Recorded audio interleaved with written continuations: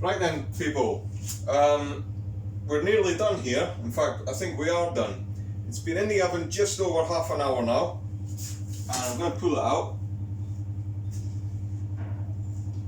and that's the end result. That's what I'm looking for. Okay, so lovely golden colour all over, completely evenly coloured. That's exactly what I'm looking for there. So that's great. So what we do now is we need to take it out. Once we take it out of the oven, we have to leave it. We have to leave it to sit for a few minutes, okay? Just so the caramel just starts to rest and relax and makes itself at home, okay? So that's fine there. So let's recap on how we done this then. So we started off with apples. I've used 18 apples there altogether. I've used Braeburn apples. My preference, like I mentioned, is the Chanticleer. Difficult to get hold of, as I said in the beginning, but Braeburns make just as good a final product. We'll see in a minute when we go to tip it up. So 18 apples, 1 block of butter, 250 grams, equal quantities of sugar.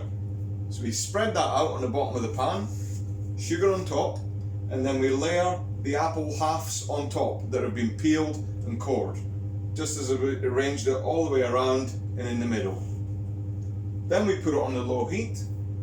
2 hours it was on there. Nice and slow, nice and easy, nice and steady. Keep an eye on it, but don't be tempted, I repeat, again, to take it off too early. We need to get that golden caramelization in the colour, okay? So when we've done that, and we were satisfied 2 hours later, we pulled the tartan off the heat, and we put the pastry on top, okay?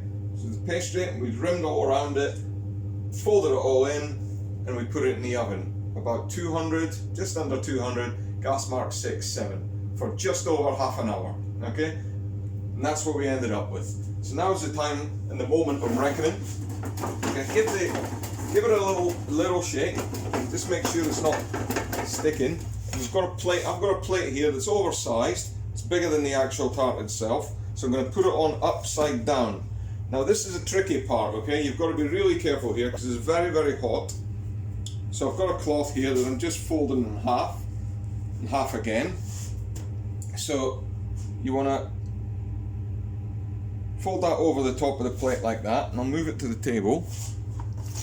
So you want to fold it over like that, and then you want to hold on to the plate and the pan at the same time, just like this, okay? And then in one swift movement, you want to just turn it upside down like that, okay? That's what we're looking for. So we need to just gently ease the cloth out of here. And again, we need to let that sit just for a second or two, just so the apples come out of the pastry and settle themselves within the pastry, okay? So just leave that there for a moment. So yeah, that's all in. It took about 2.5 hours to make. I must confess, it's not one of my fortes desserts. I just don't really seem to have the patience for it. But when you've got a world-class dessert, and for me, tarte tatin is the best singular dessert in the world. You don't need a strong repertoire. Just stick with the tarte tatin when you come to pea porridge, folks.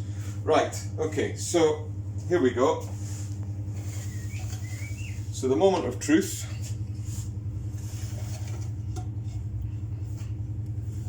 About to lift the lid. I'll lift the pan.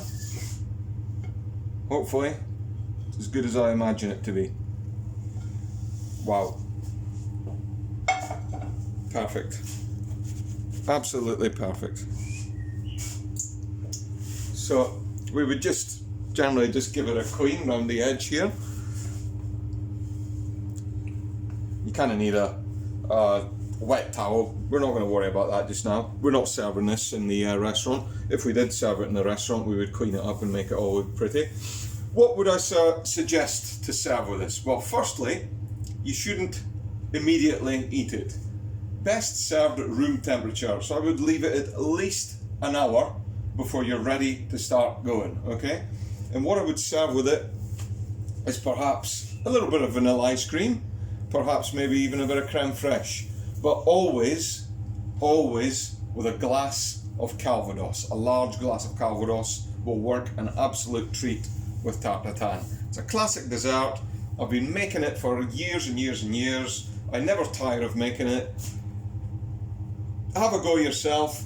It's worth the effort. You've got to be patient. Like I said, it's really worth the effort, but these things take time to perfect, okay? So 2.5 hours, if you've got that time in your day, you can always leave it on the stove, keep an eye on it while you're doing other things, and yeah, have a go. Hopefully you can enjoy it, and the end result will be just as good, if not better, than my example here. So thanks very much. Happy cooking, happy tart tataning, and yeah, come to P Porridge for the real deal. Thanks very much.